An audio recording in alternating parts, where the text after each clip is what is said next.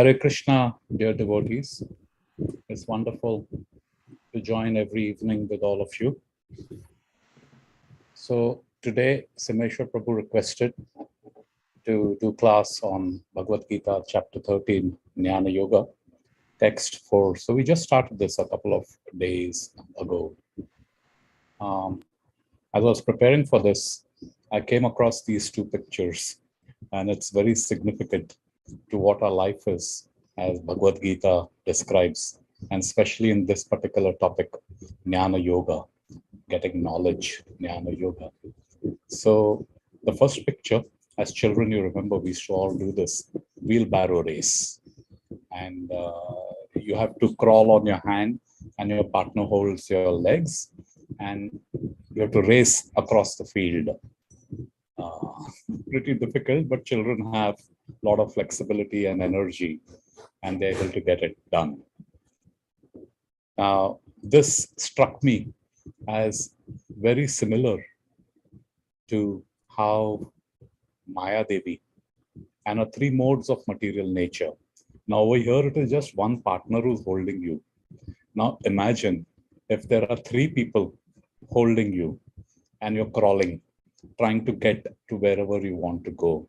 So we know these modes are mode of goodness, mode of ignorance, mode of passion. So here is this field of activity, and that's what we're all doing, like a wheelbarrow race.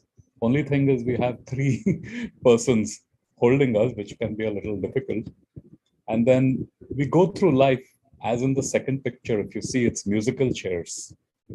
So musical chairs, you know, is a game that they have certain number of seats, many people running around, and when the music stops, whoever sits, he sits. And then they leave it till the last person is left. So everyone is jostling and shoving to get these seats. Now, similarly, in life, the seeds are something akin to these 8.4 million species that we have. And life goes on. We're all running around in circles, trying to do this, trying to do that, hoping we get a comfortable seat. But you never know. We could also get out. So I found this very relevant to what this Nyana Yoga, and we're going to be talking about the field of activities and the knower of the field and things like that. So I thought I'd share this with you. I'm going to bring up the Veda Base screen. Can you see BG 13.4? Hare Krishna, someone could please. Yes, Prabhuji. Yes, Prabhuji. Hare Bol. Oh, okay. Thank you, Mataji. Tat kshetram yaccha yadrikcha yad vikari yatascha yat sachayo yat prabhavascha tat samashena me shrinu. Tat kshetram yaccha yadrikcha yad vikari yatascha yat sachayo yat prabhavascha tat samasena me shrinu. Tat kshetram yaccha yadrikcha yad vikari yatascha yat sachayo yat prabhavascha tat samashena me shrinu. Tat kshetram yaccha yadrikcha yad vikari yatascha yat sachayo yat prabhavascha tat samashena me shrinu. Would anyone please like to chant?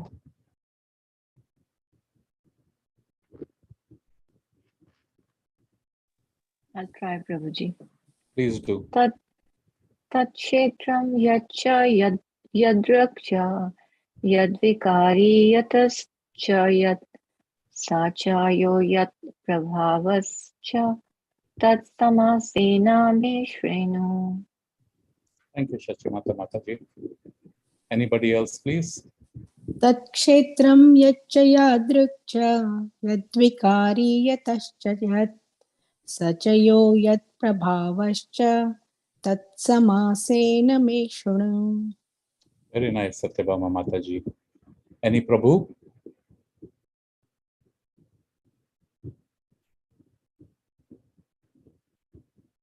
Okay, so if no one would like to chant, we'll go into the synonyms, translation and purport by His Divine Grace, A.C. Bhaktivedanta Swami.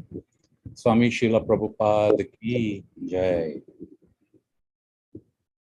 Synonyms: Tat, that; Kshetram, field of activities; Yat, what; Cha, also; Yadrik, as it is; Cha, also; Yat, having what; Vikari, changes; Yatah, from which; Cha, also; Yat, what; Sah, he; Cha, also; Yah, who; Yat, having what; Prabhava, influence; Cha, also; Tat, that; Samasena, in summary; Me, from me; Shrinu, understand. Translation. Now please hear my brief description of this field of activity and how it is constituted, what its changes are, whence it is produced, who that knower of field of activities is, and what his influences are. Purport. The Lord is describing the field of activities and the knower of the field of activities in their constitutional positions. One has to know how this body is constituted, the materials of which this body is made, under whose control this body is working, how the changes are taking place, where from the changes are coming, what the causes are, what the reasons are, what the ultimate goal of the individual soul is, and what the actual form of the individual soul is. One should also know the distinction between the individual soul and the super soul, their different influences, their potentials, etc. One has to just understand this Bhagavad Gita directly from the description given by the Supreme Personality of Godhead, and all this will be clarified. But one should be careful not to consider the Supreme Personality of Godhead in everybody to be one with the individual soul. This is something like equating the potent and the impotent. Hare Krishna. Om Namo Bhagavate Vasudevaya. Om Namo Bhagavate Vasudevaya. Om Namo Bhagavate Vasudevaya. Narayanam Namaskritya Naram Chaivam Narottamam Devim Saraswatim Vyasam Tato Jayamudíryate Nashtaprayeshu Bhatreshu Nityam Bhagavati Sevaya Bhagavati Uttama Shloke Bhaktir Bhakti Naishtakim Om Agnyantimiramdasya Jnananjana Shalakaya Chakshurum Militam Yena Tasmai Shri Guruve Namaha Shri Chaitanya Manobhishtam Stapitam Yena Bhutale Swayam Rupa Kadahmayam Tadati Swapadantikam Vandeham Shri Guru Shri Utapadakamalam Shri Gurun Vaishnavamscha Shri Rupam Sagrajatam Sahagana Raghunathanvitam Tam Sajipam Sadvaitam Savadutam Parijana Sahitam Krishna Chaitanya Devam Shri Radha Krishna Padan Sahagana Lalita Shri Vishakhanvitam Sha He Krishna Karuna Sindhu Dinabandhu Jagatpate Gopesh Gopika Kanta Radha Kanta Namostate Tapta Kanchana Gaurangi Radhe Vrindavaneshwari Krishna Bhanu Sute Devi Pranamami Hari Priye Vanchakalpa Tarubhyascha Kripa Sindhubhya Vacha Patitanam Pavanebhyo Vaishnavebhyo Namo Namaha Namo Om Vishnupadaya Krishna Pristhaya Bhutale Srimate Bhaktivedanta Swami Niti Namine Namaste Saraswati Deve Gauravani Pracharane Nirvishesh Shunyavadi Paschatya Deshatarine Jai Shri Krishna Chaitanya Prabhu Nityananda Shri Advaita Gadadhar Shri Vasadi Gaura Bhakta Vrinda Hare Krishna Krishna Krishna Hare Hare Hare Rama Rama Rama Hare Hare Hare Krishna Krishna Krishna Krishna Hare Hare, Hare Rama Rama, Rama Rama Hare Hare, Hare Krishna Krishna Krishna Hare Hare, Hare Rama Rama, Rama Rama Hare Hare.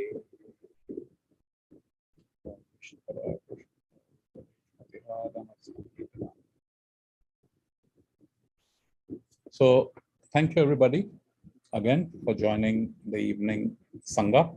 We read the text, translation and the purport, and we'll talk a little bit more detail, understand what we can learn from this so that we could apply it in our sadhana and our day-to-day lives. So the learning focus is we'll quickly cover the overview of this particular chapter, Nyana Yoga. Now, other speakers, Simeshwar Prabhu, Sankarshan Prabhu, very nicely explained.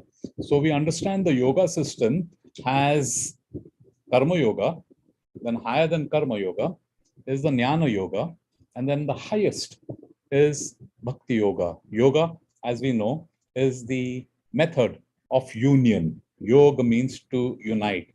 Union of the soul, Jiva, with the super soul. So there are these different processes of which Bhakti Yoga is the highest and the most, you could say, efficient as well as the efficacy of this purpose of reconnecting the Jiva with the super soul, with Bhagwan. So these are the 3 steps. Now in the Bhagavad Gita, it is 18 chapters which are in 3 parts. The first 6 chapters are towards Karma Yoga. Then strangely or surprisingly, the next 6 chapters are Bhakti Yoga. And then after that comes Nyana Yoga.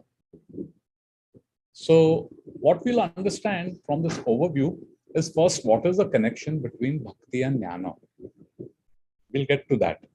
And we'll also understand this anomaly. If Bhakti Yoga is the highest, why is it squeezed in the middle? Why has it been placed? Why is Krishna talking about it in the middle? Then the theme of this particular shloka, 13.4, we will get into a little depth of that. And it's basically Krishna's proposal to explain Kshetra, the field of activities, the place where whatever actions that the Jiva performs happens. So we'll talk about that. Actually, 13.4 is just Krishna making a proposal or an outline of what he's going to be presenting. So we will cover that. And then, of course, your reflections, thoughts, questions, group discussion. But please, though it is kept as number 3, let's make this interactive, because whenever there is involvement, learning happens. So, as always, I owe my gratitude to His Grace Gauranga Priya Prabhu. It is his Bhagavad Gita notes that I refer to when I prepare for these Bhagavad Gita classes, the main source. And of course, whatever we've heard from Guru, Sadhu, Shastras, and variety of pravachans, programs that are related to this topic, I'll try and share with you. So, let's see overview of Nyana Yoga. So, it has 5 sections. The first section is Arjuna's questions. He asks mainly 6 questions. He asks about Prakriti, material nature, Purusha. The Purusha in one sense is the enjoyer. We can also look at it as the doer. The Kshetra, the field or the body. Kshetra Jnana, that is knowledge about the body. Then Jnana, knowledge itself. And Jnanayam, the object of that knowledge. So these are the 6 questions that Arjuna asks Krishna. And then Krishna explains the field of activity, Kshetra, and the knower of the field. So Purusha is also the knower of the field. The knower of the field. So one is the field itself and the person who knows about the field. Section 2 Krishna explains the process of knowledge and liberation, how these are tied. So that is from 13.8 to 13.12. And then activity, soul gets knowledge beyond Kshetra and transcends the Kshetra. So activities by which soul can get knowledge which is beyond this body. So we all know we have this body. Body is made up of the 5 senses, 5 elements, and many more we'll cover in detail over there. It has the 5 gross that we can touch, feel. And then it has the very subtle of the mind, intelligence, and the false ego.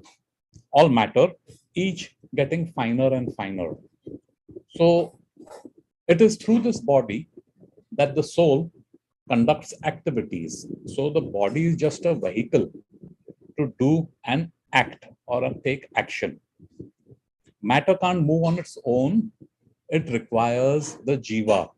Jiva can manipulate and move matter. Otherwise, matter is just inert. However, there are certain activities that the jiva can get the body to do where it would get knowledge beyond this body, the limitations of this body, and be able to go above and beyond the Kshetra. Section 3, Krishna explains what's the object of knowledge. And here it is understood that Krishna says the soul, jiva, and the super soul. Soul is an object of knowledge, and the super soul, Paramatma in Sanskrit, is the ultimate object of the knowledge. So all knowledge that we're trying to do, knowledge means it has to do something with that knowledge. What is the object of the knowledge? So you see, what is the object of learning math? So that we can count, we can transact, do so many things. So similarly, the object of all knowledge, whether matter or even science or even spiritual, doesn't matter, is understanding the soul, who I am, and the super soul. The super soul is the ultimate object of knowledge. Now we come to the 4th section, where Krishna explains material nature, Purusha, and their union. How matter, which is dull, inert, and the Purush, who is active and conscious, how this comes together, what brings this about. And a person, Krishna goes on to say, who understands this gets liberation. Then that soul is no longer caught up in that union with matter. The Purusha is no longer with Prakriti. Then section 5 is what is the vision of knowledge. And it says the person who knows the distinction between the body, the Kshetra, its owner, and super soul, and recognizes the process of liberation, can attain the supreme goal. Supreme goal is getting out of this entrapment of matter and soul union. That's not a natural condition. So a person who understands, first of all, what is the field of activity, who the soul is, who I am, who Krishna is, and then what are the processes of getting out of this, will definitely go back to Krishna. So now we come to this. Now we come to this connection between Bhakti and Yama. So as we said before, yoga ladder, Bhakti is the highest. Next rung is Jnana, and the lowest is Karma. So if Bhakti is the culmination or the highest, why is Jnana presented after the section of Bhakti? Now, Sankarshan Prabhu very nicely covered this 2-3 days ago. So we'll understand this in a little more detail. There will be some repetition, but repetitions are nice because whatever gets repeated gets a little deeper into our understanding.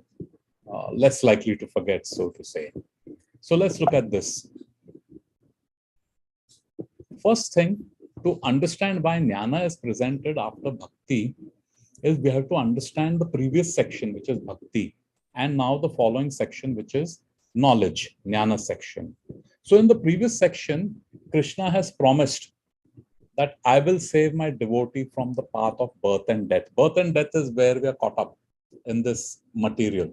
Material is temporary, Prakriti is temporary. And because it's temporary, it's always changing. The Jiva is going through the cycle.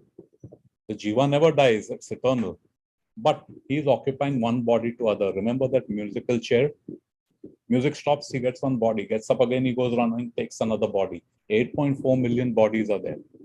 So there is this path of birth and death. That's not who we are meant to be. That's not who we are. It's an unnatural state.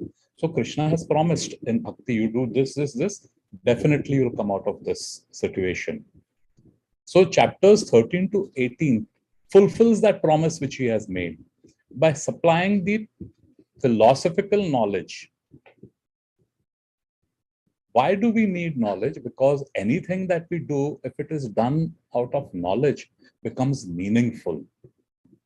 And whatever is meaningful, the sustainability as well as the effectiveness exponentially increases. Otherwise, you just do things mechanically without knowing what it is. Oh, kuch bhi chalega, haphazard, this, that. Secondly, the last section is called Nyana Yoga, but we should understand actually the entire Bhagavad Gita is Bhakti. So if we see over here, we've discussed this. The first is Karma Yoga. The middle is Bhakti itself.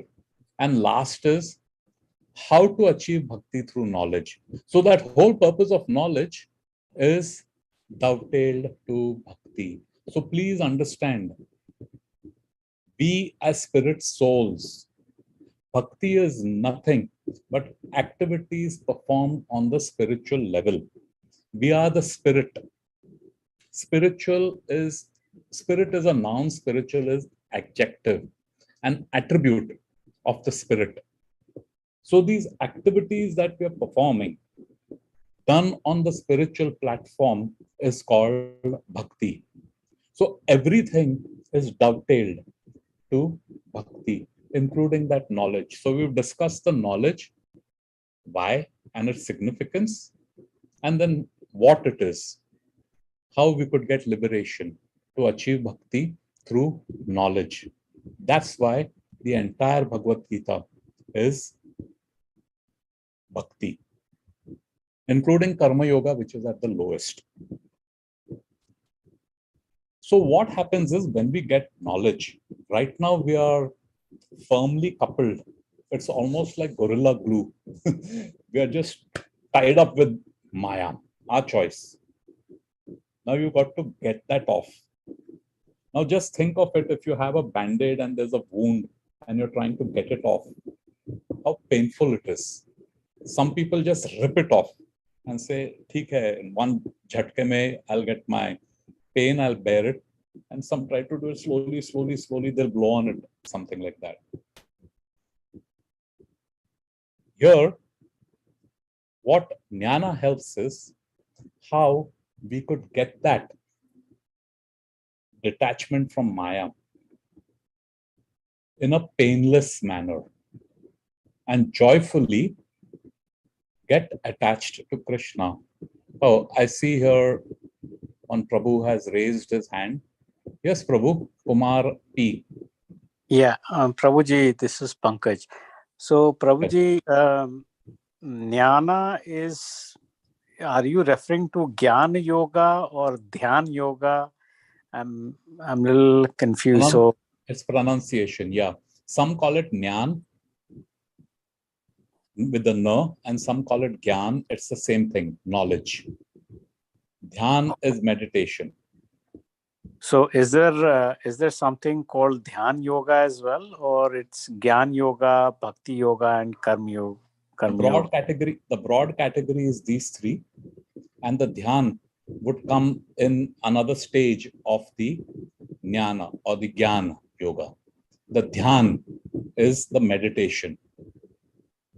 So There are these processes with which yoga has different processes.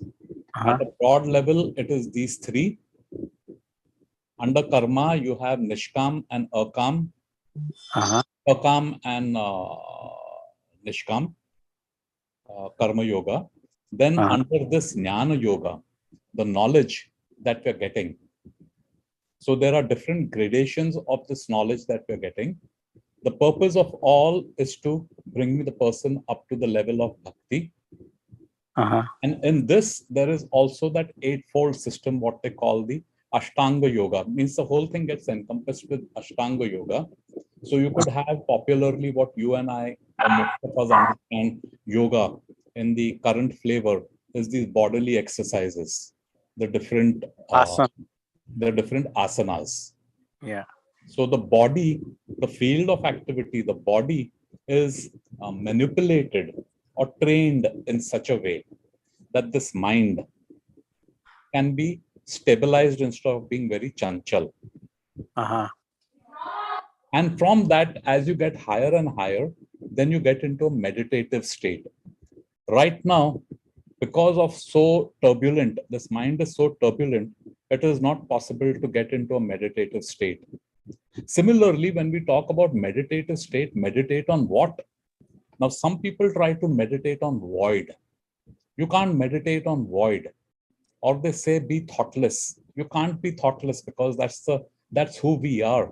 We are the spirit soul, and the spirit soul is active. It is not inert. So that knowledge as to what to meditate on. So when people come to that stage of Paramatma realization, so the dhyana, what you're talking about, meditation, just I'll use the English word so that it doesn't become confusing because dhyan and jnana are pretty much alike. So to get in that meditative state where he'll understand and realize the super soul, which is Paramatma, what we talk about. It's called the Paramatma realization. These are all these yogis and they do fantastic level. They get different kind of siddhis, empowerment. It's phenomenal what they can get beyond. So that's the difference, Pankaj Prabhu, of the Gyan and the Dhyan. So look at you get the Gyan, you understand that knowledge. And as I had mentioned earlier, the whole object of this is to understand who I am, the Atma, and who the Paramatma is. That's the ultimate object. So when you get into that meditative state, there is that Paramatma realization. But even higher than the Paramatma realization is the Bhagwan realization, which comes through bhakti. Now, the beauty of this is that instead of going gradually from karma, getting up to the dhyana, knowledge, jnana, and getting to bhakti, go upwards like this. Bhakti, you could go straight as a shortcut. So just think of it as it's the staircase, the analogy used. There's a skyscraper, taking the stairs to get to the topmost floor. Sure. So with bhakti, you elevated. Sorry. So with bhakti, you can still achieve that meditative. Yes. state. Yes. Beyond. Meditative state, when a person gets in full meditative state, is called samadhi. However, now you and I and most of us generally understand, Prabhu, samadhi is a person who has all externals cut off. There's no stimuli. Full absorption. Fully absorbed. That's what we understand. However, Krishna explains there is action and inaction and inaction and action. Now, this is like a mind-bending statement. But bhakti does that. We could be acting, performing acts. And the beauty is, Pankaj, everyday action, activities, eating, food, walking, literally anything, just think of it, your routine, what happens when you get up in the morning, till such time you get back into bed. You'll get up, you'll do toiletry, you'll go to office, you'll drive, whatever it is. You'll interact with people, family, there's whatever. All that can be dovetailed. All that can be dovetailed. That dovetailing process is this bhakti. Dovetailing process is called bhakti. And this bhakti, how to go about doing this, requires awareness. Right now, we are self-aware, aware of ourselves, what I want, what I, me, myself, my family, my child, my country, my community, my this, my. I'm in the middle. We're fully self-aware. And that self-awareness is based on this bodily conception of life. I think I'm an Indian. I think I'm a male. I think I'm this color skin. I think I'm a literate. I have a PhD. I think I'm, fairly rich. I think this. I think that. I think this is my wife. I think I. All bodily related.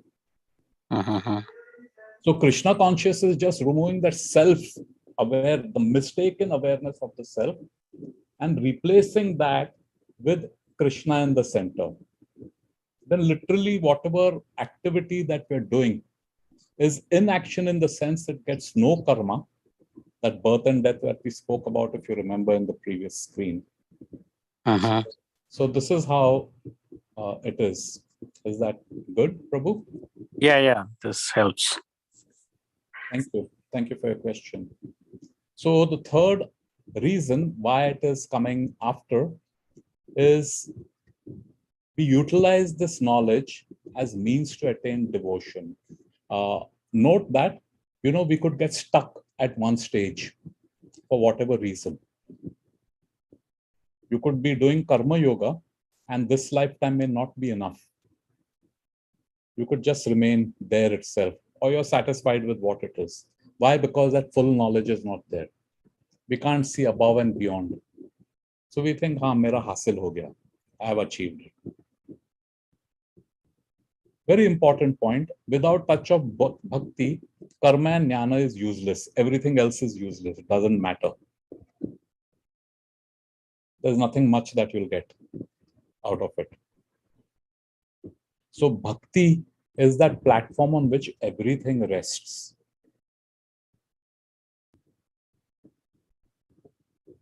And here's a nice reason. This was discussed in the earlier classes. When bhakti is in the middle, think of it as a Venn diagram. You have karma, you have knowledge, action, knowledge, and devotion. Without devotion, they're useless. So with bhakti in the middle, it fulfills karma, the purpose. It fulfills also jnana.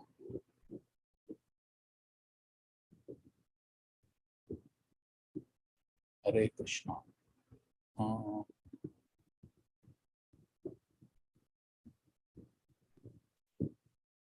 So this particular text is just as I mentioned, Krishna is giving an outline of what he's going to be talking.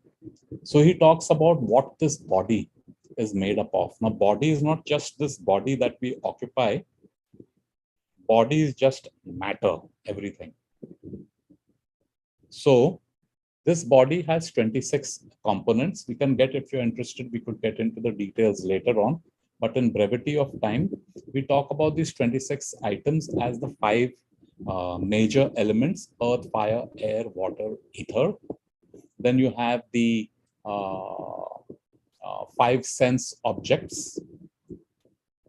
Then you have, in addition to that, there are 11 more. So a total of 26, the mind, the intelligence, the ego, it's all encompassed in this. So this 26 components, ingredients, make up the prakriti, of which even this body of ours, even the body of a plant or the dog or whatever it is, matter, or this fan or the table or this computer, has this in different composition and in different percentages.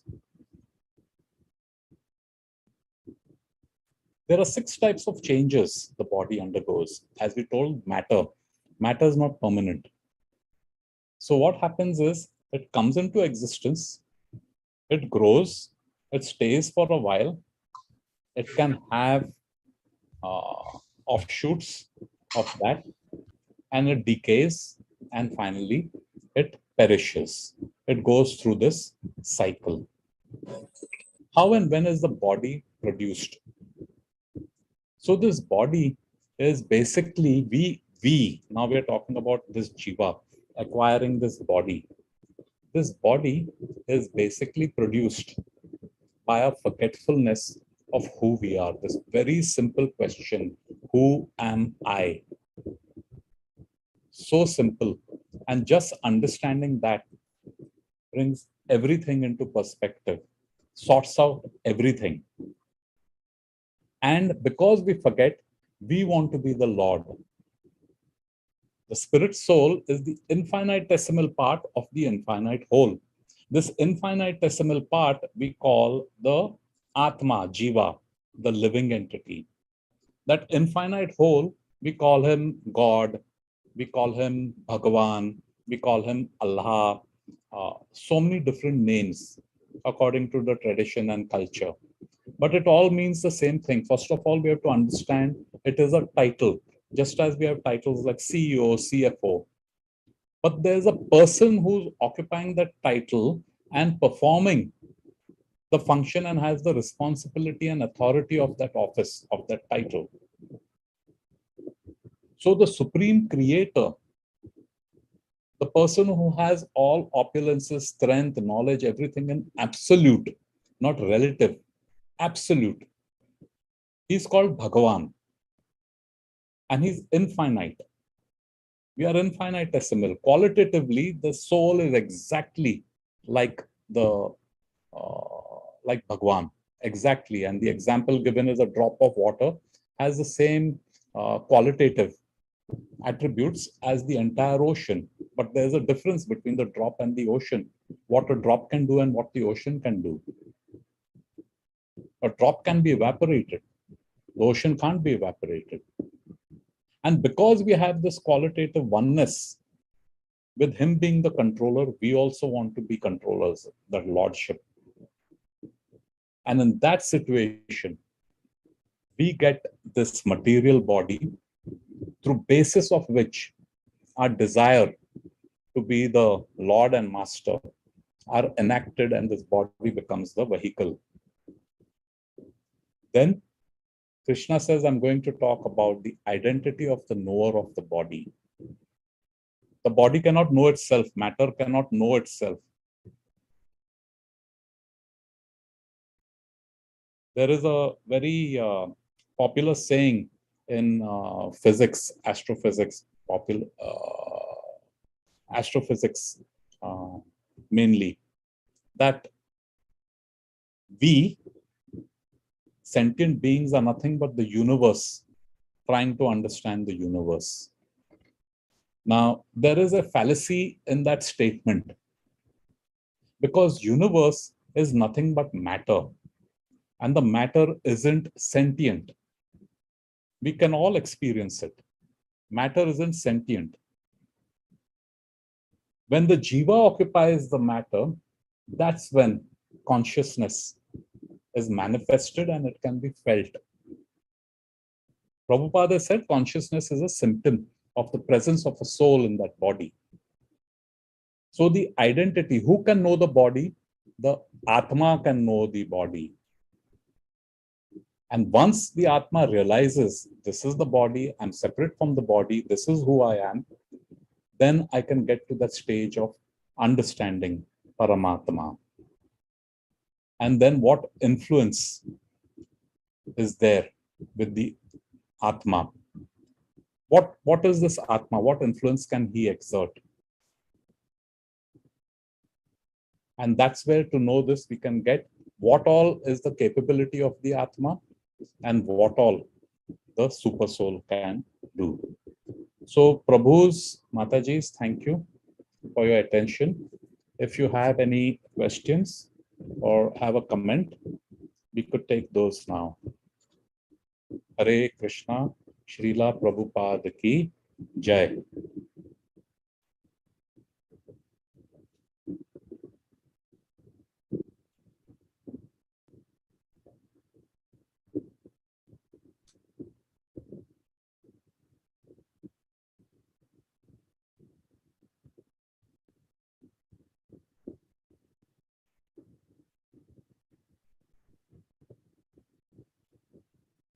Haribol.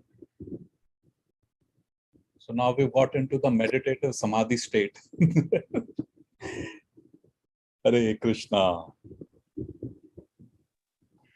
Hare Krishna.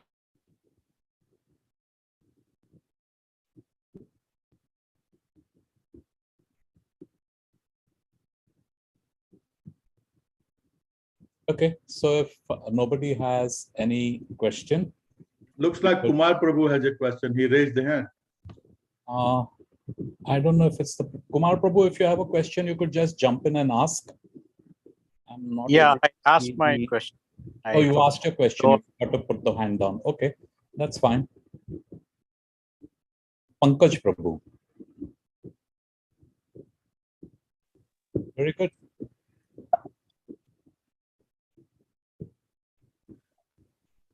Hare Krishna, Prabhuji. Hari Bol. Haribo. Prabhuji, very well explained. One question, right, about the Karma Yoga versus Bhakti Yoga, right? Yeah. You mentioned Bhakti Yoga is the supreme and the karma.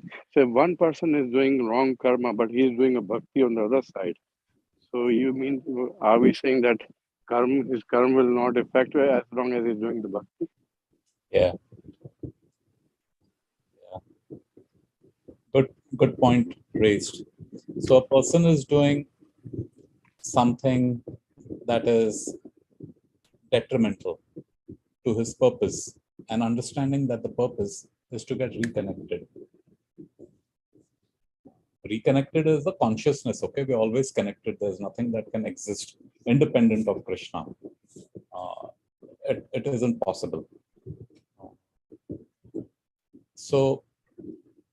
So in that, if we understand that this is my purpose to reconnect, there are activities which bring us closer, and there are activities which take us further. Activities that take us further from this purpose is generally called sin, and it is not recommended. Now, there are certain things universal, like don't kill somebody, don't lie, don't steal, don't commit arson, किसी को दुख या चोट मत पहुंचाओ, don't hurt yourself or somebody else. Of course, that becomes a little loosey-goosey according to time, place, circumstance, depending on people's consciousness. Things that once upon a time used to be considered legally or morally or ethically incorrect, today seems to be that is fine, chalte. However, there are certain universal things that remain and stand the test of time.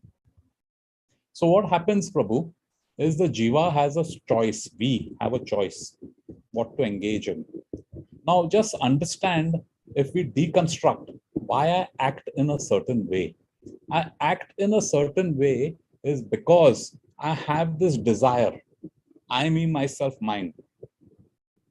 I want to be the pleasure. I want to enjoy it. I want to be the beneficiary of that act.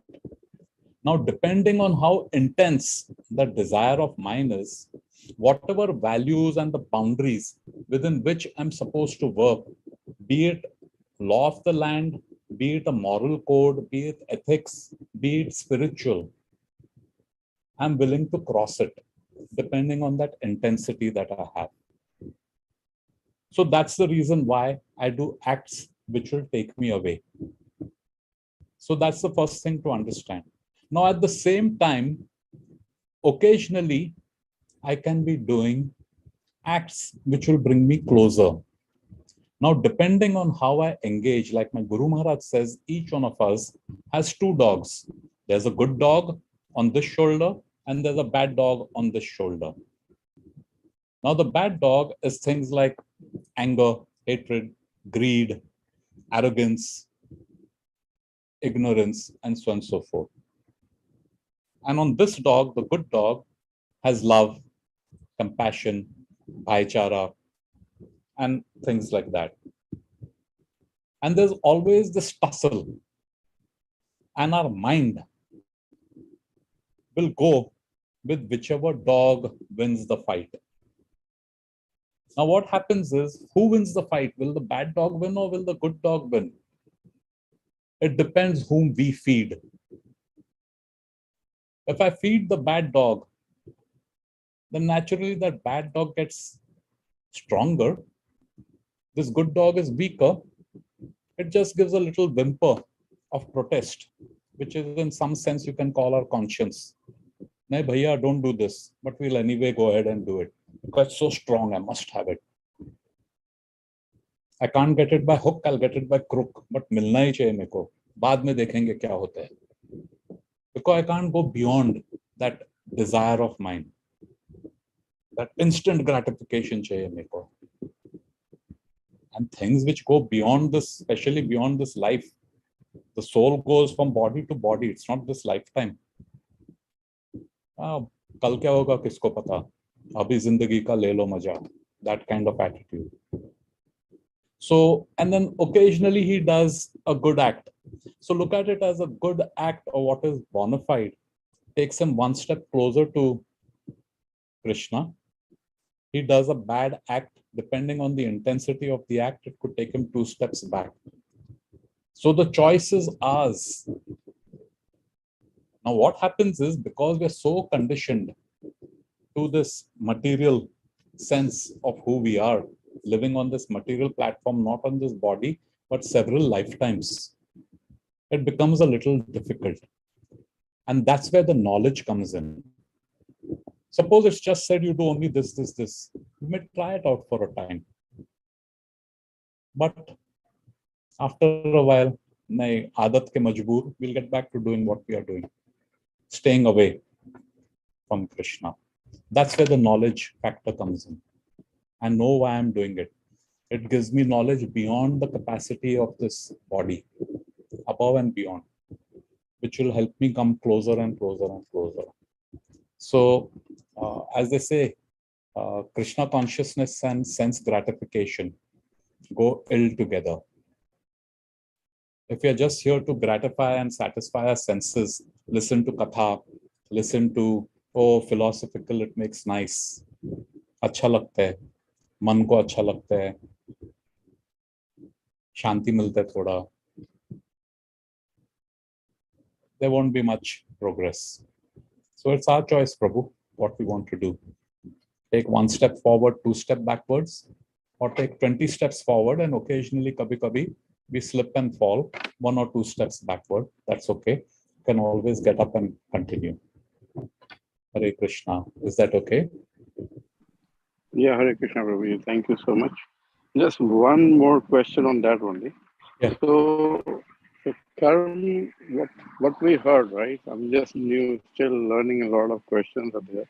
What they say, depending upon your karma, how you're performing your karma, is decide your next birth. And Yeah. we're going towards the Krishna, and that will cut off your next birth, right? That is our goal, right? To go to the salvation, right? So now, the question is, so you give priority to bhakti, or priority to karma, right? If one person is not, he is late into the spiritual life, and most of his life he spent his karmas, and maybe remaining life he do the bhakti. Yeah. Which one? That was I was coming to, right? Sure. Which one took the priority? His whole karmas of his entire life, or Yeah. maybe 4 or 5 years of his bhakti time, and that will take him to the salvation path. Yeah.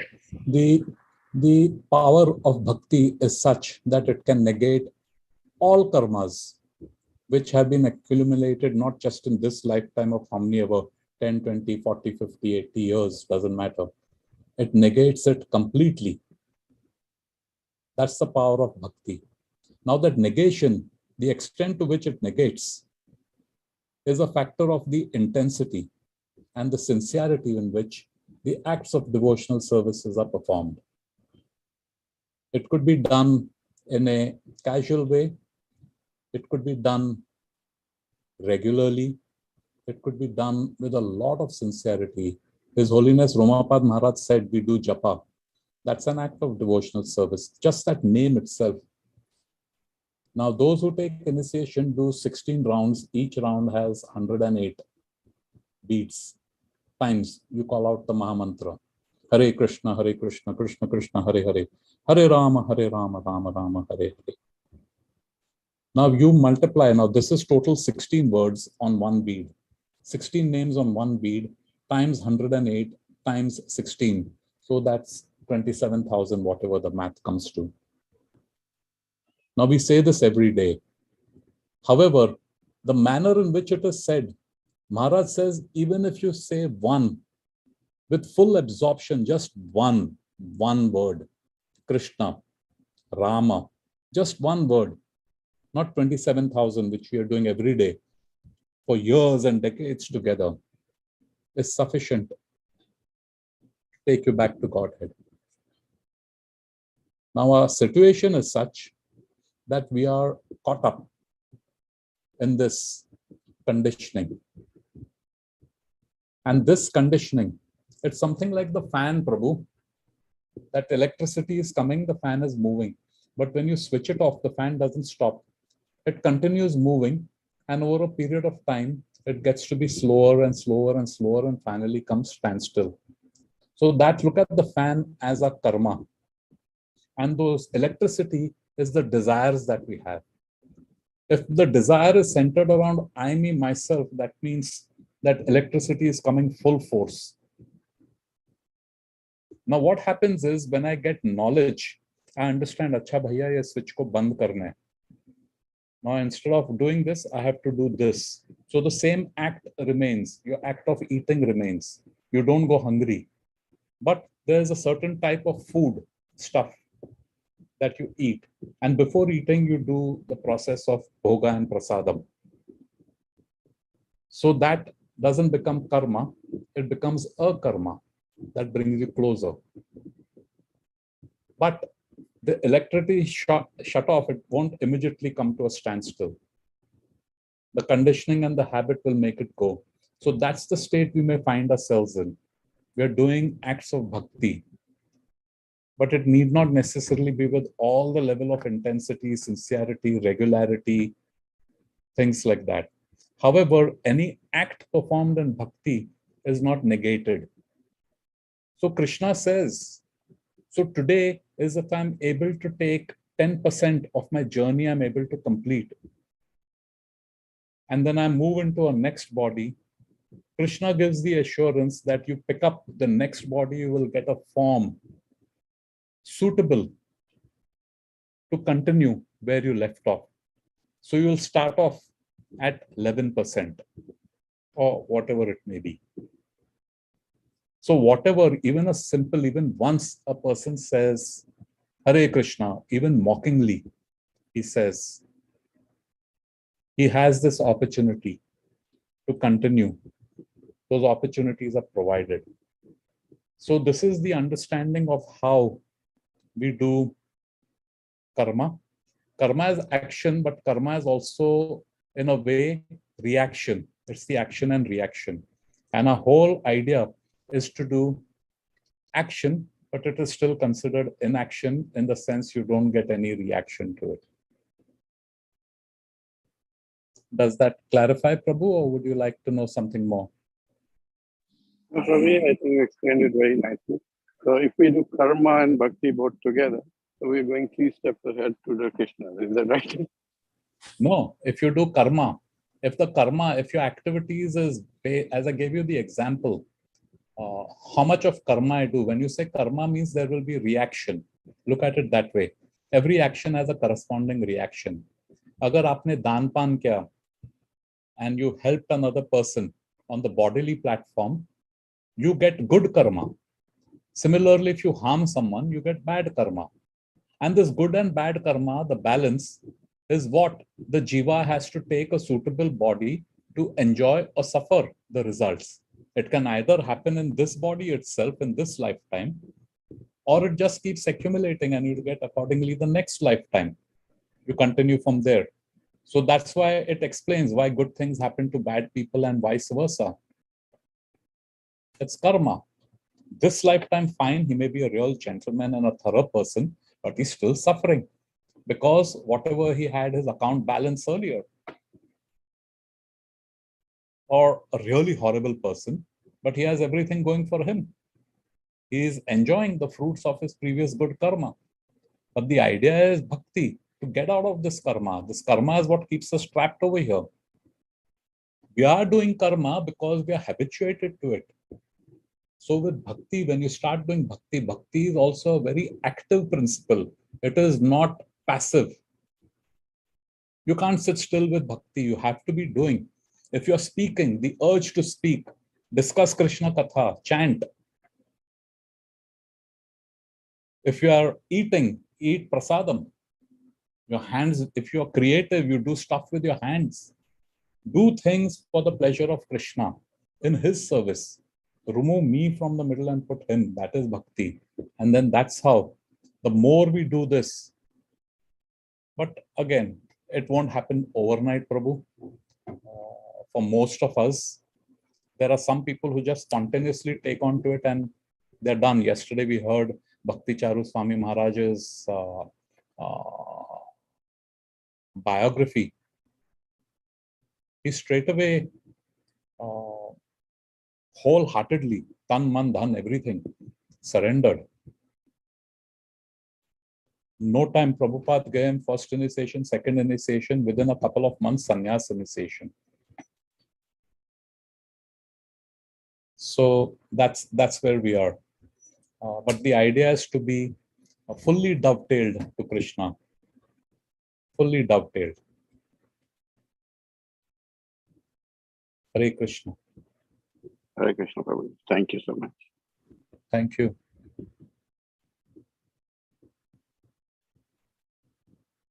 Okay, Prabhus, no other question. We can bring this to a close, Mataji's. Thank you again, everyone, for your kind participation. Srila Prabhupada ki. Yeah. Thank you. Thank you, Sameshwar Prabhu. Thank you, Amritananda Prabhu. Nice class. Touched upon lots of points. The difference between karma, jnana, and bhakti. It's very important to understand what is karma yoga, what is jnana yoga, and bhakti yoga. How it is related to each other. What is more important? What leads to what? How karma leads to bhakti, how karma jnana leads to bhakti, how all together works, or how it all works together. So nicely explained. Thank you so much. So dear devotees, anything else to add? Anybody else has anything to add, or question, or concerns, comments?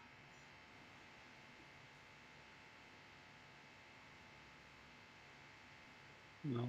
Incidentally, bhakti is also something not just human beings, but even other creatures can engage.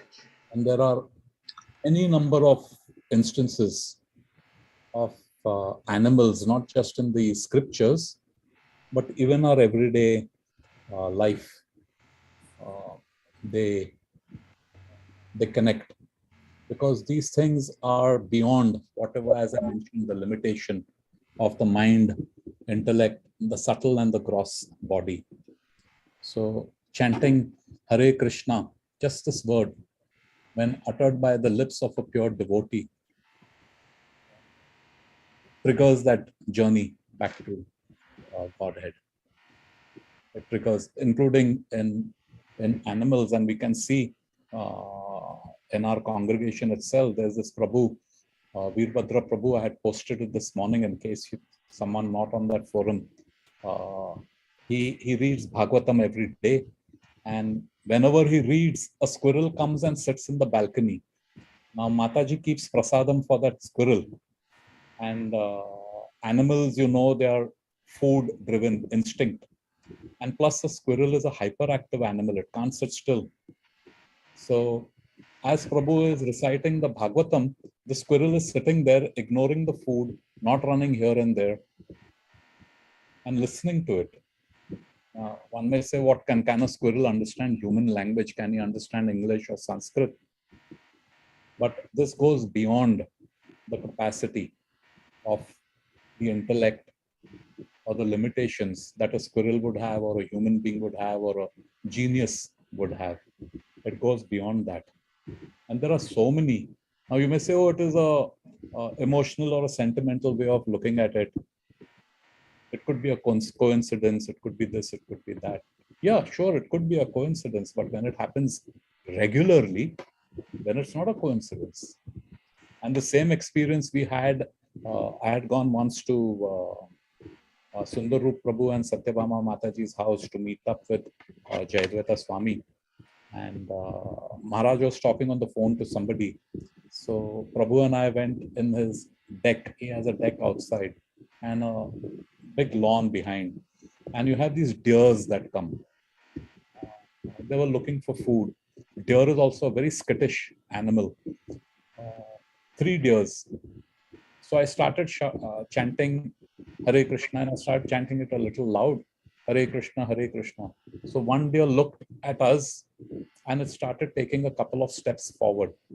Then Mataji got the, what is it called? Rusk, that toast biscuit. She got the rusk. So we're breaking pieces and throwing it to this animal.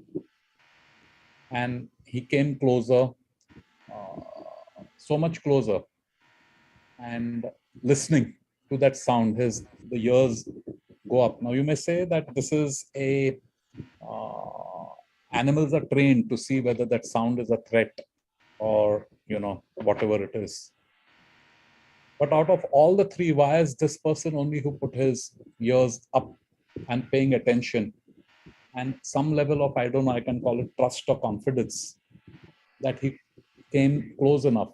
And then when Maharaj came, I told him, Maharaj, this is what it is. So he says, okay. So we took few more pieces and climbed down the stairs and went on the grass itself. And I held out my hand to see if he would eat. He came in within petting distance. But of course, he was still a little scared, maybe conditioning or whatever it is. And Maharaj and I, we were feeding Sundarupa Prabhu. We went down the steps to the lawn. Then, of course, after a while, and when we were throwing it towards the other 2 deers, just that action of throwing it, they thought it's a threat and they scampered away. So we can understand anything transcendental is beyond these limitations of our body. Hare Krishna. Yeah, thank you. So I have a question. So what is the best way to, yes, we goes through karma, we goes to jnana. Yeah. So we are mixed with all karma, jnana, mixed with everything. So what is the best way to reach to the bhakti? We know what is karma, we know what is jnana. Yeah. But what is the way, what is the best way? Okay, now karma is, there some extent. Jnana is there some extent. But how do we know? How do we realize that I am now situated in Bhakti-Yoga? Yeah. Prabhu, first of all, I learned from you. And I don't know if I'm qualified to give you an answer, but only what I've heard from other Vaishnavas like you, I'll try to share it. The best way to be engaged in Bhakti Yoga is the ABCD principle. It's a very practical application of Bhakti Yoga, of whatever we've learned, whatever knowledge that we get, put it into practice. Because knowledge that doesn't go into practice doesn't bring about transformation. So we could know the entire Bhagavad Gita and recite it. One person came to Prabhupada, his disciple, he said, oh, Prabhupada, this disciple, whatever, so and so, Prabhu, he knows the entire Bhagavad Gita and he can recite it in whatever, 40 minutes or 45 minutes or something, 700 odd verses. He has memorized and he can, very impressive. So Prabhupada was not impressed. He says, good, now let him live his life as per Bhagavad Gita for 4 minutes. That will be a success. So knowledge is very important. We already discussed that. But knowledge in practice brings about realization. So this ABCD principle, the A stands for association. Association of other like-minded people who are trying to re-establish the connection and progress on the path back to Godhead. Same purpose, same intent. And there are different people who are at different stages of their journey, but all together. Now that is a support system. It's called Vaishnav Sangha or Sadhu Sangha, A. B stands for books. Books is understanding the philosophy, getting this knowledge, jnana, from a proper source, not just reading anything and everything here and there, because that would only confuse. So second A, B is for books. C is for chanting. Actually, just simply by chanting can bring us into bhakti.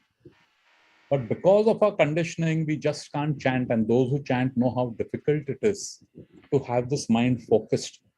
Romapad Maharaj says chanting should be done with japa in the mind. Chanting is called japa. Japa in the mind and the mind on chanting. However, chanting, at least in my case, when I start chanting, maybe one bead, maybe half a bead I'll be able to say, and then my mind runs here. Oh, in my office, I have this deliverable. Oh, I have to get milk from BJ's. Oh, I can go back to my childhood. The mind is running all over the place. The lips and the tongue is saying Hare Krishna, Krishna Krishna, Hare Hare. So because this mind is so chanchal, it's accustomed to I, me, myself, running here and there. We have all these other activities that we do so that it can channel. Just as what these people are doing yoga, as what we commonly understand it is, all the physical asanas, so that the mind can be stabilized. Now, instead of going through all those contortions, just your everyday activity, dovetailing it to Krishna, helps stabilize this mind. So there is this chanting, C. And the fourth one, D, is the diet as well as deity worship. So you can say it is 4D, diet and deity worship. Diet is we literally are, what we eat is who we are. So suppose we have a diet which includes meat. Meat has a lot of violence. We are removed from the violence, Prabhu, because it comes ready-made packaged. It comes ready-made packaged. So we eat that meat, not only is it affecting our physiognomy, it is affecting our psychology and more importantly, our consciousness. Our consciousness becomes robbed of compassion. Our heart becomes hard. Externally, we may be soft-spoken. Externally, we may be doing a lot of altruism. But once you scratch the surface deeper down, it is hard. Similarly, even vegetarian is less harmful than meat eating, less harmful to the body. Of course, even vegetarian, you consume it in large quantities, obesity, diabetes, this, that, whatever happens. But still, it is considered a sin. So when we engage in a proper diet, which can help keep the body, mind, and soul together, sufficient, proper food, which will further help us progress on this path back to Godhead. It changes our outlook, it changes our consciousness. Now, it won't happen that I ate one prasad, means now I am become Hare Krishna. Yes, you started your journey, but you have to take many steps. And the other one is deity worship. Because this entire philosophy is based on a person, the supreme person, Bhagavan, Shri Krishna. So if as a person, you cannot engage in a relationship with something that is abstract. You cannot have a relationship with electricity, for example. It is power. Electricity is a power. So there is Shakti and there's Shaktiman. We can have a relationship with a Shaktiman. That's the whole purpose of this bhakti. So when we do deity worship, it doesn't just remain conceptual or an abstract or philosophical. We actually can feel reciprocation. Now, some people say, oh, this is all sentimental. But there are any number of instances which shows how deities reciprocate. And that brings about the bhava. I don't know what's the English word for bhava. Maybe someone can help me. That brings about that, which brings us further closer. It further intensifies, it further solidifies. It helps us do this. So how do we know bhakti is these four ABCD? Follow it. Doesn't matter. Just stick at it. Like we go to the gym, I want six-pack abs. Right now I have flab on my stomach. But there is a trainer who will tell you, do this, do this, do this, follow this exercise in this sequence. Regulate your intake, do this, discipline yourself. And if I really want six-pack abs, I'll do a lot of sacrifices. I'm habituated to sitting on the couch, eating chips and pakoras, watching news. But no, I'll stop doing that because I really want it. How badly I want to bhakti, how badly I want it. Doable if able. So there is these things that we do. There is the seva, the service.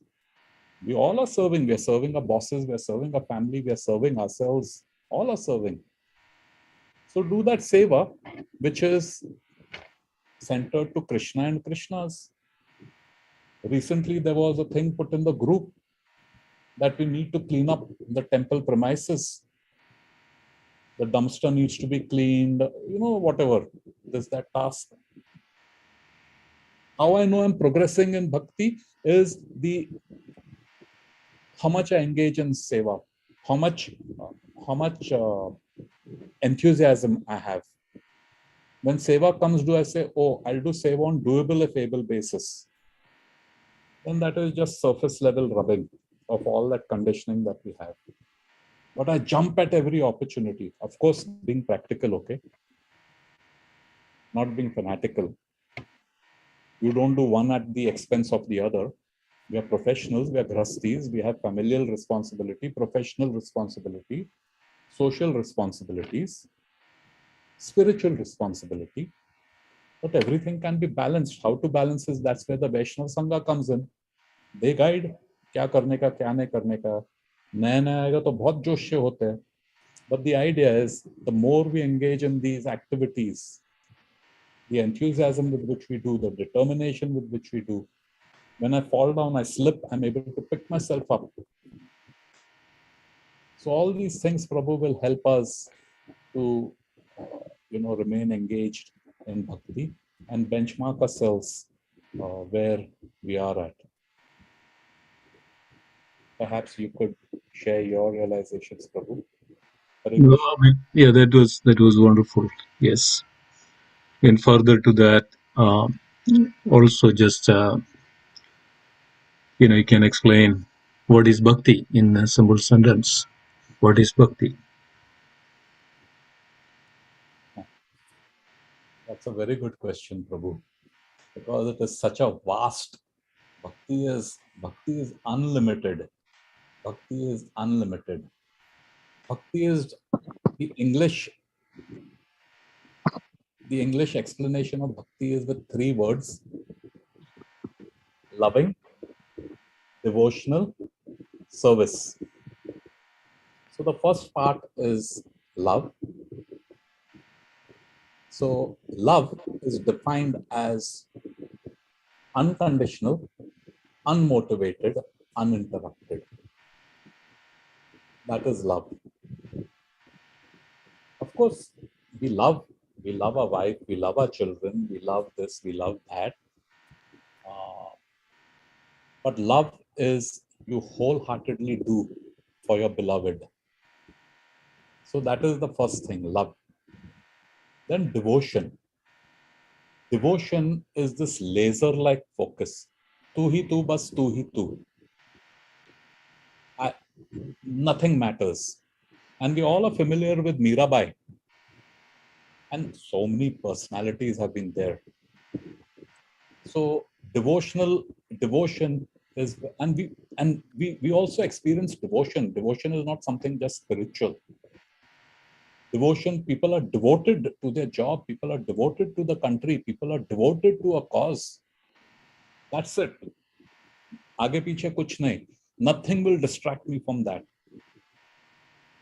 Whether disturbances from outside or disturbances from my mind. Totally devoted. And service, seva, what we call in Hindi or Sanskrit. Service is the platform on which loving relations can be transacted. In absence of seva, it is just abstract, it's just philosophical. So meaning to say is, a mother loves her child unconditionally. From the child in her womb she's carrying, to delivery time, through all the pain that she goes.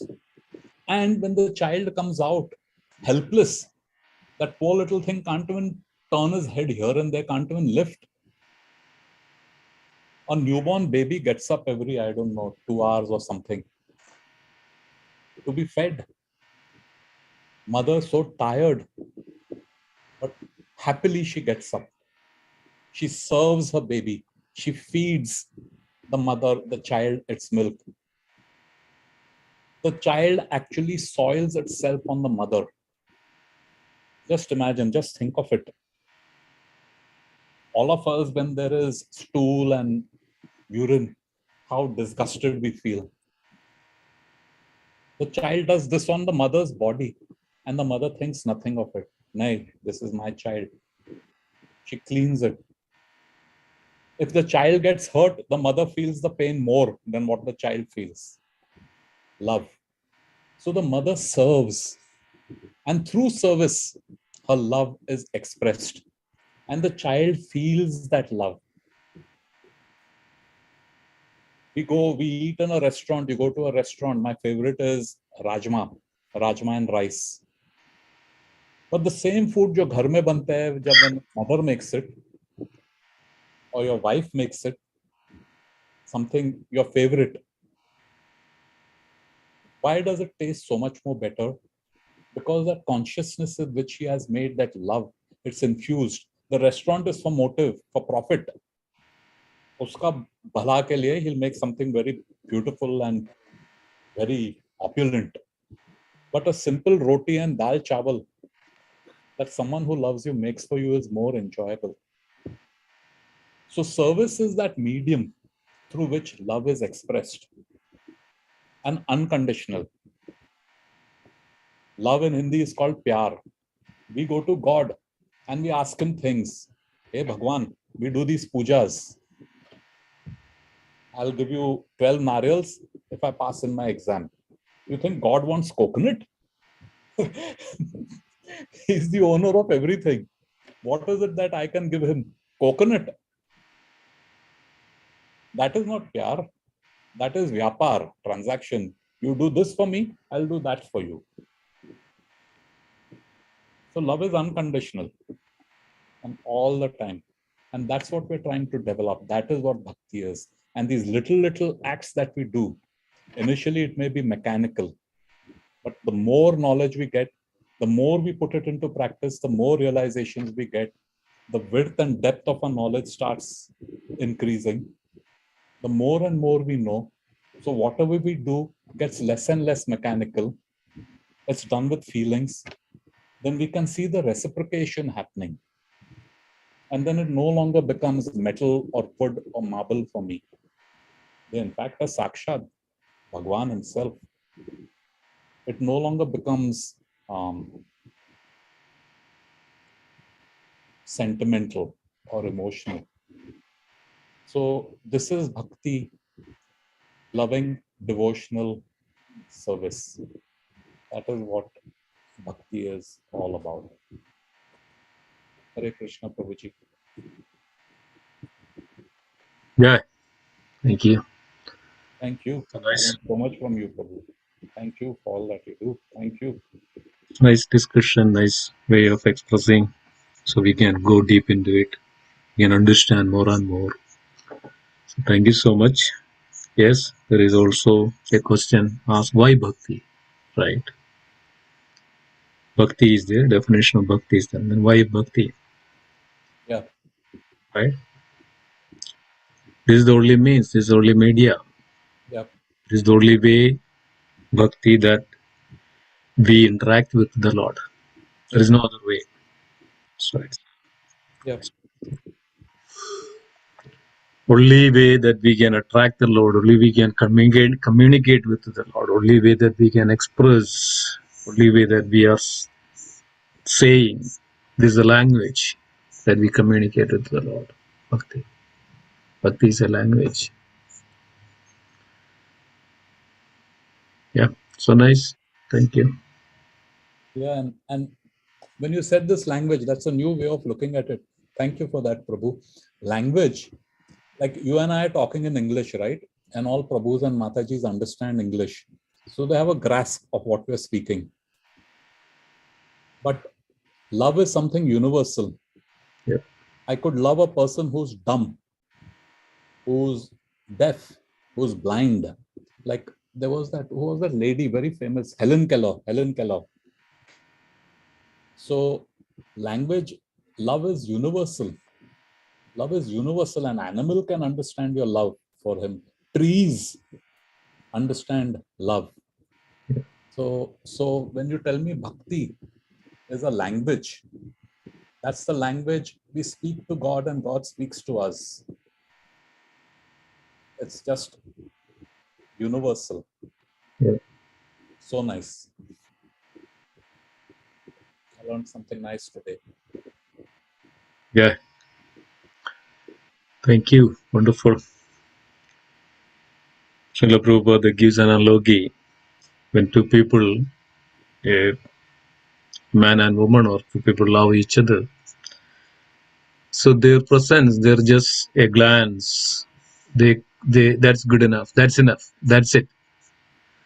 Everything they share, everything they express, what in their heart or whatever it is. So like that. Just Lord, just when we express anything that with that intention in our heart, that's all. It's communicated. Bhava Grahi Janardana. And so that's it's wonderful. Yes, the ultimate of all this, even the bhakti is not for, okay, let me get rid of my karma, let me get all these things, let me get that, let me get this. Oh, okay, I do this, I do that. Then that's not meant for bhakti. Bhakti is for bhakti. Bhakti is for bhakti. That means to develop love for the Lord. So anything that should be the core principle of bhakti. Nothing else. Just core principle of bhakti is to develop love for the Lord in all respect in our life. Nothing more important than Krishna, the Supreme Lord. So when we are thinking that, okay, there is nothing more important than myself, or then it's all less karma. Anything which we satisfy our senses, karma, we satisfy the senses of Krishna, is prema, entirely opposite. So that's the love that we need to develop by all these methods and processes, is for one thing, to bring that point of unconditional love for the Lord. That's a different realm anyway. So yeah, wonderful. It's all meant for that one point, to bring to that point. always think of Krishna. One who has that, he will always think of Krishna. One who has the love for Lord, he will always think of Krishna.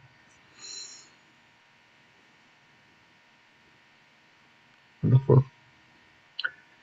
Okay, Ribol, Jai. Anything else? Anybody else to add? Prabhuji, one question on the previous, I think, answers. So on chanting in ABCD is a very good approach he explained. So chanting, if you're doing it, and if you're not being able to do it with that intensity and that bring that bhakti bhavna, sometimes it becomes very mechanical that you have to just hit X number of mala and you have to just recite. Is that effective? To do 10 mala or 16 mala versus you do one mala with proper intensity. How should we look at it? Sometimes it feels like you're doing it in a very mechanical manner and your mind is wandering everywhere. Yeah. So, Mr. Prabhu, you'd like to answer that? Yes, that's a very wonderful question, and I think many confusions are also out there. So this is the way I'm looking at it, that Krishna's name, holy name, is absolute. His name, his paraphernalia, his pastimes, all are Krishna, because absolute, there is nothing that which we can separate from Krishna and Krishna's name. It's complete, it's Purna. So the moment we say Krishna, that means we are in that association with Krishna. But the question is now whether I chant 10 rounds or I chant 1 round of complete attention or I chant 20 rounds, without. Doesn't matter. As long as you chant the holy name, 10 rounds you're chanting. It's very powerful. You may not be there. The question is now, when arises that, okay, when I chant 1 round with full attention, so what is that matters? See, when we chant 1 round with the full attention, this is for me. Actually, this is for the benefit of me. But the chanting which you do like 10 rounds, 20 rounds is actually that, you are with the Krishna. It's not that, I'm not with the Krishna, but you are with Krishna. But when it is attentive chanting, what happens? The intensity, the love, it increases for the Lord. So then what happens? Then we develop more bhakti for the Lord. So chanting is for more chanting.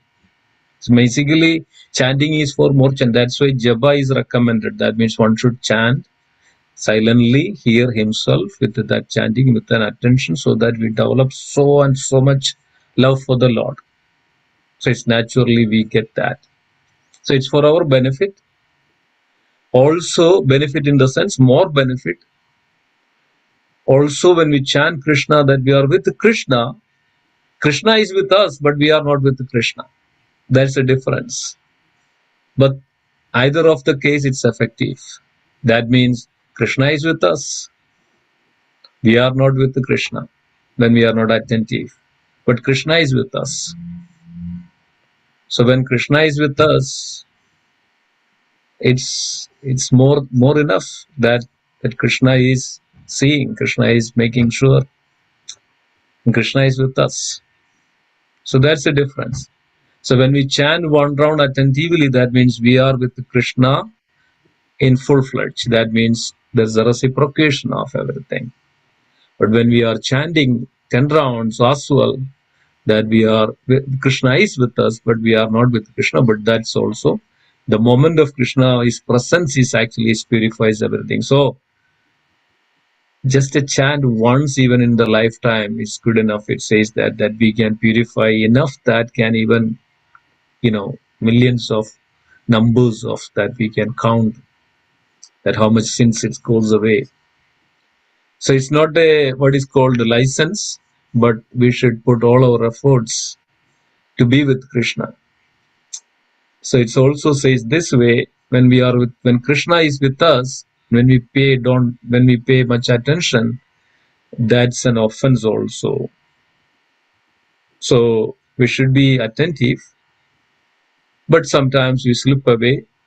That understandable, but we should put all the efforts, chant holy name as much as possible, so that we are with Krishna. That's more effective, that's more interactive, that's more reciprocative, that's more it's called that's more purifying. Thank you, Prabhuji. Follow-up question would be, when we say japa, is it supposed to be done in a vocal spoken form, or it should be done silently, or there are two different forms? I think I might have asked this question on a different forum, but I'm just trying to refresh my memory. So japa should be, or the chanting should be done silently, or should be done loudly? There are three ways. One is japa, second is called kirtan, the next one is called sankirtan. Right? This is the way that we recite the holy name. We take the holy name. Japa, kirtan, and sankirtan. Anything we do loudly is kirtan. Anything we do loudly for the benefit of others, and kirtan is also for the benefit of others, and sankirtan is also for the benefit of our others. So we do the japa for the benefit of ourselves. Japa means that when we chant the holy name, not too loud, not too slow, too silently, but utter that Hare Krishna, Krishna Krishna, Hare Hare, Rama Rama Rama.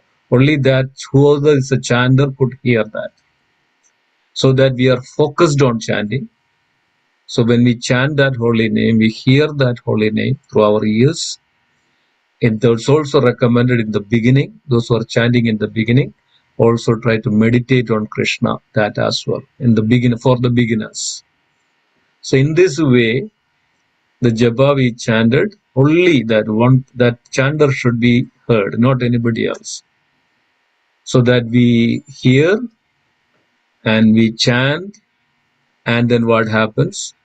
Then we also meditate. So that is very powerful. So kirtan means when we do the loudly. So basically that kirtan is for the benefit of others, so that others hear it. So japa is only that to hear himself or his. Can japa be done absolutely silently within your mind without steps? In reality, chanting in silence is the ultimate, because of the all process is to engage our mind with Krishna. That's the most powerful. Instead of our gross body, when we put our subtle body is with Krishna, that's more powerful. But what happens, there is a practical problem. Usually when we do the mind and sit and mind and close eyes and chant, then we are not up to that level. That's recommended for highly elevated souls, not for us.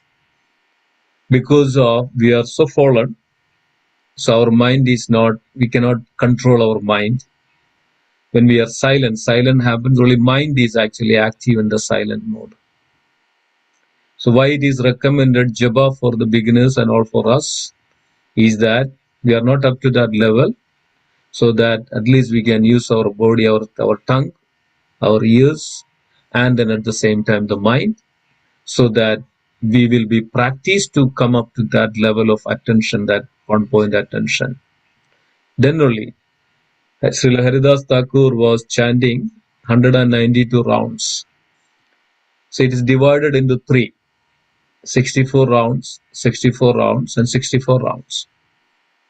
64 rounds, Srila Haridas Thakur chant japa. 64 rounds chant loudly, and 64 rounds chant in the mind. Haridas Thakur could do that. We cannot. So we are beginners, we are practitioners, we are sadhakas. So it's very important that we follow the instructions of our spiritual masters and acharyas so that it benefits us. So initially, chant attentively, hear, and with low voice, and hear it and meditate on mind. Use the mind to meditate on Krishna. So this will have very greater benefits and impact on our consciousness, and we purify in such a way that then we will be more focused. And if we do this at least for 66 days, that's psychology says, do this for 66 days, then you will situate into that very attentive, very focused platform. That's my suggestion, Bruce. Got it. Thank you. If I can add, Please, if please. Japa interests you, na, Pankaj Prabhu, next weekend, Saturday and Sunday, at the temple, His Holiness Romapad Swami is coming, and he's having a japa retreat. So it's going to be both the philosophy and the knowledge, and also it will tackle the practical applications. So like these nice questions you're asking, and then not just what, but how to do it. And there will be also practice sessions. So if you're available, it will really help. Yeah. This topic of japa. So I don't know if you're on the mailing list or. It will be sent out. It will be sent out into the. I think it's already been out into the group. Are you there, Pankaj Prabhu, into the any of the group, WhatsApp group? You must be. You must be Nityam Bhagavata Seva at least. No. I am into. I'm into Sri Sri Radha Madhav BV. Oh, okay. That's our Bhaktirusha group. Okay, good. Pankaj. Oh, this is Pankaj Prabhu. Okay. Yeah, Okay, I was wondering who is this. Okay, this is Pankaj Prabhu. Okay, nice. Okay, good. Very nice. Yeah, you are there, so you will get the info. Okay. Saturday, what time is that? Saturday starting 7:30. 7:30 morning or evening? Morning is all day actually program.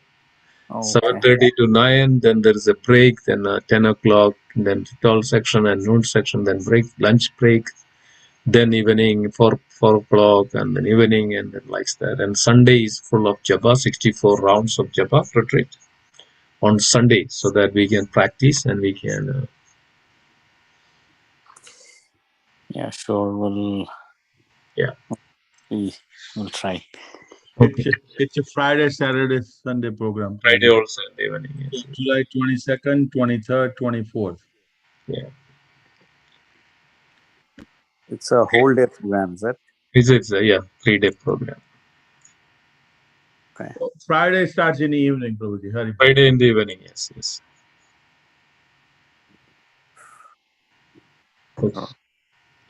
Okay, so I think it's 8:50. One more thing. Even though we're doing japa or kirtan or sankirtan, but the benefits, it's the same. Am I right? See, benefits in the sense that, so what are we understanding of the benefits in the sense, right? Yes, the benefits, there is a, what is called, by default, there is benefits are always there.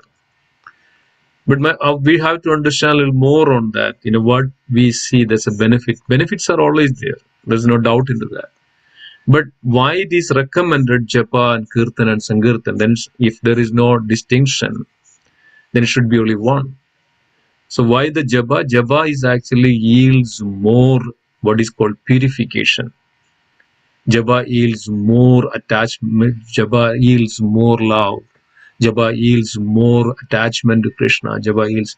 So basically, that it will give us more opportunity, or what do you call, more way and more realizations and more purification, so that we get more closer to Krishna. Kirtan, yes, we do for benefit of others as well, and we also do it. But Kirtan, when we are, just for in the temple, or Kirtan is there, we are focusing on the tune, we are focusing on the music, we are focusing on the so many other things.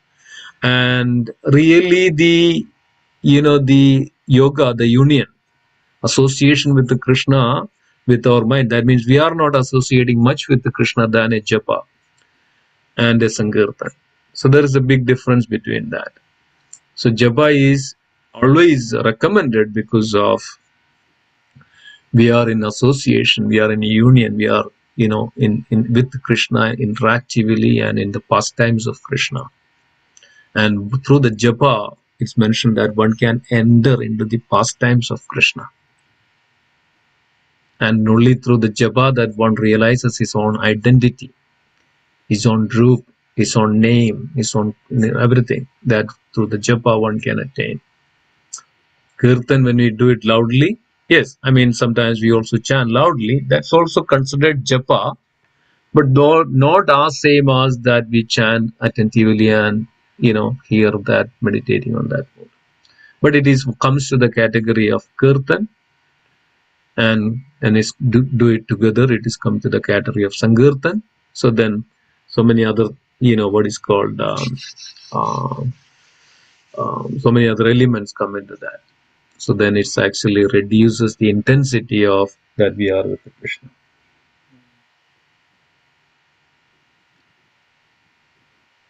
Is it okay, Prabhuji? Yeah, thank you, Prabhuji. Hari Bol, Hare Krishna. Yeah. Wonderful. Anything else? Okay, it's 8:53. It's almost in 2 hours. Thank you so much, Mudanda Prabhu. Wonderful discussion, wonderful class.